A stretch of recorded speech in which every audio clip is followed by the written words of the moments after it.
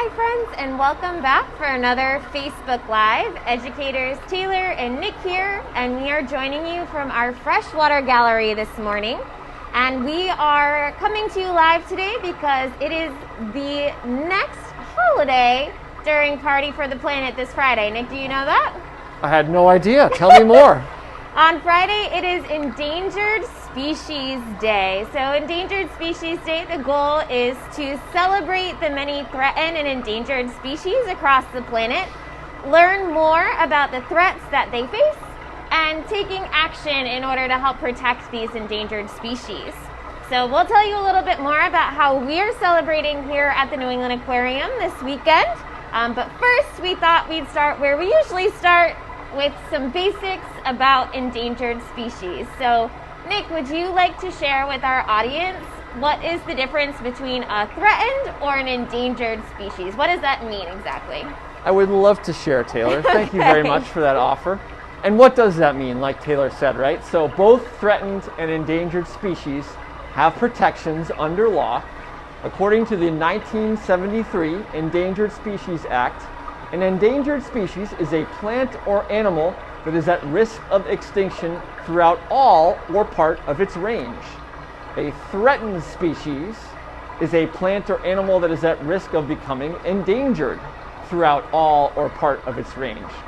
So in simpler terms, an endangered species is a plant or animal that is basically at risk of becoming extinct right now, whereas a threatened species is a plant or animal that is on the brink of becoming extinct or likely to be on the brink of becoming extinct in the very near future.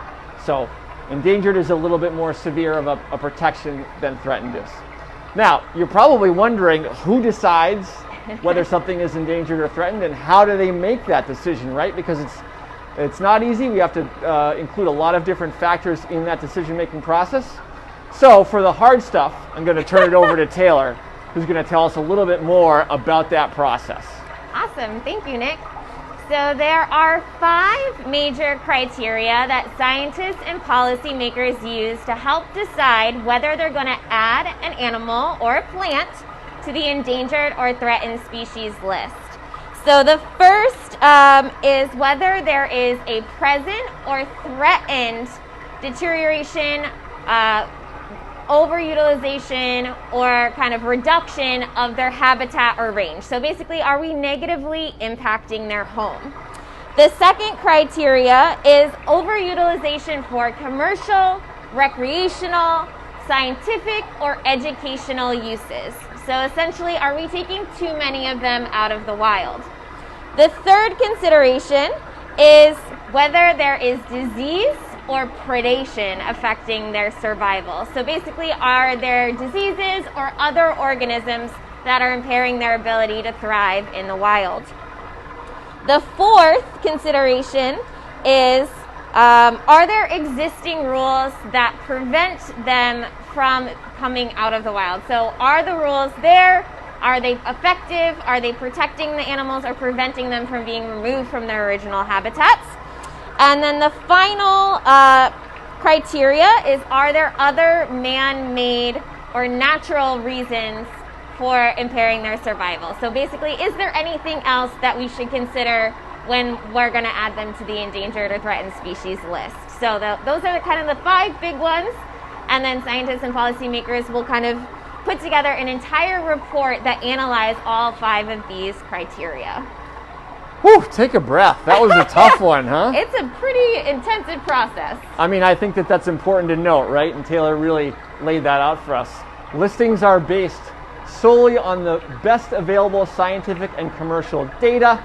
They cannot include factors related to the economic benefit that could be drawn from declaring a species to be threatened or endangered.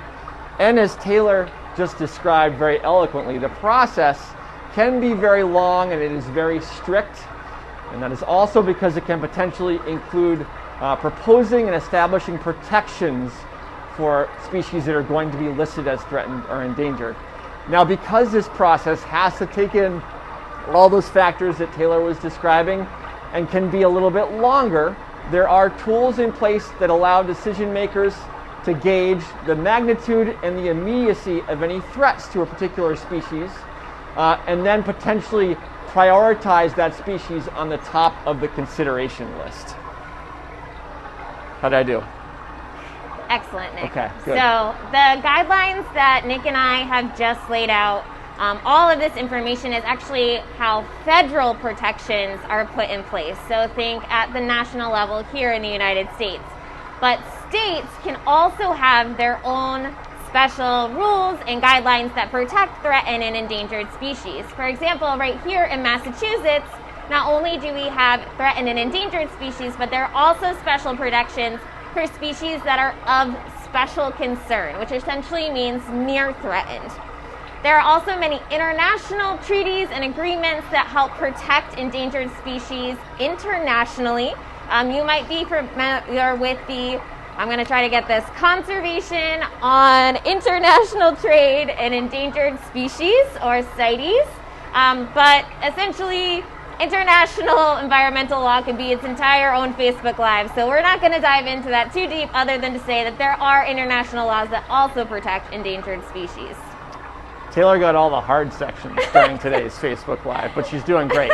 So, like she just mentioned, a species can essentially be declared endangered on the global or national level, or not endangered on the global or national level, but it might have more strict protections regionally or within a particular state. And the tank that we're standing in front of right now is exhibiting an animal that sort of describes or falls within that phenomena right there. So, Atlantic salmon, you are not likely to find them on a global protection list as endangered or threatened. But although they historically have been plentiful, living within coastal rivers all the way from the Hudson River in New York up into Canada, their U.S. population, the Atlantic salmon U.S. population, is actually severely diminished. So, yeah, so it will probably not be surprising for you to hear that Atlantic salmon has long been a popular seafood choice. In fact, it's been so popular that we have overfished historically really abundant populations of Atlantic salmon and really overfished Atlantic salmon. To kind of further compound this issue, building of dams across rivers have also restricted access of salmon to vital breeding grounds. So remember, salmon are anadromous fish, and while they do spend their adult lives out in the ocean, they rely on freshwater areas for breeding and for raising their young. Now, today there are only 8 rivers in Maine when you can find wild Atlantic salmon. So historically they were found kind of all across the Northeast in pretty much every coastal river, but now only 8 in Maine. And so the salmon fishery here in the U.S. has actually been closed since 1948. And there are now many protections that will help prevent the fishing of wild Atlantic salmon. So any U.S. Atlantic salmon that you're seeing on the market is going to be farm-raised Atlantic salmon. And there are also many provisions that help monitor their wild populations, so we can keep a close tabs on how the Atlantic salmon population is doing.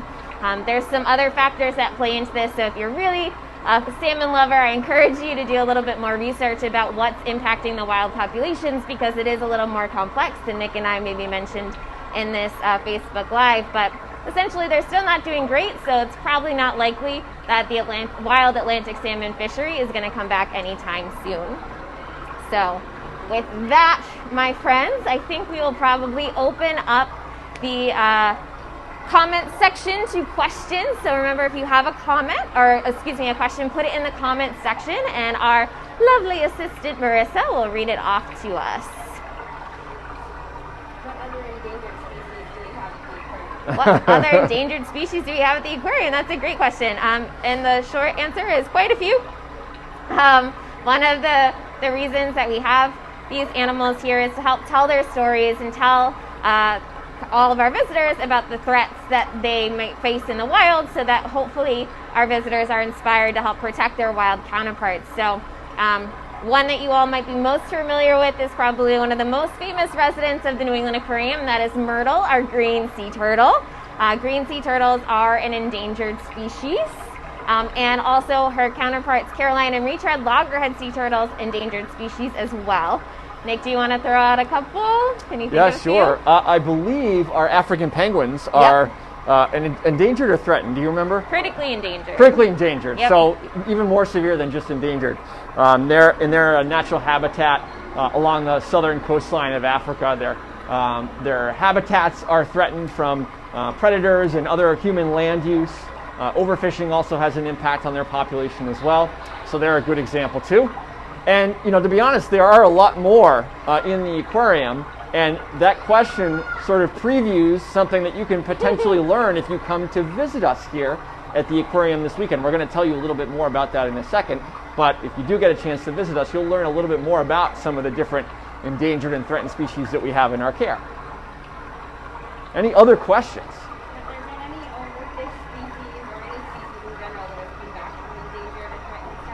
Great Excellent question. Yeah, so I can think of a couple that are native to the Gulf of Maine, right off of our coastline.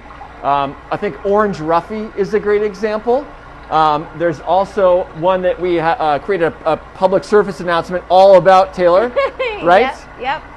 The Acadian Redfish. So Acadian Redfish was one of the most popular seafood items through the 20s and 30s, and we kind of depleted those natural fish stocks, but they put very strict regulations in place to protect them in the wild, and they have now made a full recovery. So now Acadian Redfish is actually a great sustainable seafood choice. So just a great example of how these protections can have a happy ending. I think salmon's maybe a little bit more complicated than some of these other ones that we've mentioned. Actually, a lot of people don't even remember that Acadian redfish is a delicious seafood choice, which is funny because it was so popular. But yeah.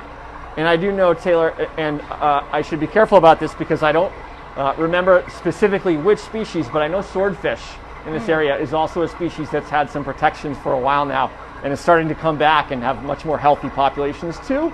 So it's possible that you might see wild-caught swordfish in your seafood market that has a designation on it declaring that it is a safe choice. Yeah. So check out more information about that, just to be clear though. But I know that's another species or group of species that has come back from being overfished as well. Good question so far. They're testing us. They are. Nothing else at the moment, but My goodness. It's almost like you knew what I was going to talk about next, Marissa. Yeah. So folks, continue to post those questions if you do have any, but while you're thinking of them, if you enjoyed learning more about endangered and threatened species and what that designation really means, we've got more in store for you. So on the actual holiday, which is this Friday, we will be posting a special Blue Planet Science series video featuring some of our scientists talking about endangered species that are near and dear to their heart that we have here in our care. So great chance to learn more about those species that currently are in our care here in the building and also down in Quincy, Massachusetts as well. And then if you come to the aquarium from Friday through this weekend through Sunday, you will get a chance to participate in a scavenger hunt. Well, you can travel all around the building, learn more about those endangered species that we have in our care, as well as some of the important things that you can do even from home to help protect these animals.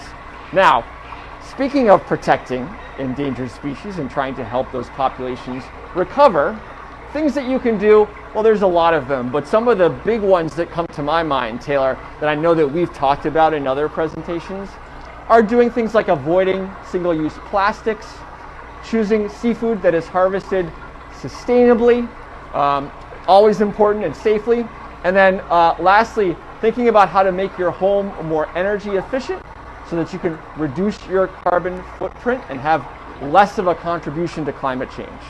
There are always more specific things than those general categories, obviously, and like Taylor and I always say, it's important that you find solutions within your own communities that work for you. So you don't always have to do everything that we say, but look for your own solutions in your own communities that work, and encourage people within your communities to help out, to participate as well. Okay, I think we made it here. Did it. This was a tough one. Taylor really had to carry the load, but she did a great job. Thank you guys so much for tuning in. Hope you enjoyed learning about what it means to be an endangered species, but even more importantly, what we can do to help prevent species from becoming endangered and protect them. Stay tuned for more. Be safe, and we hope to see you walking through our doors sometime very soon. Thanks, See you later, friends. friends.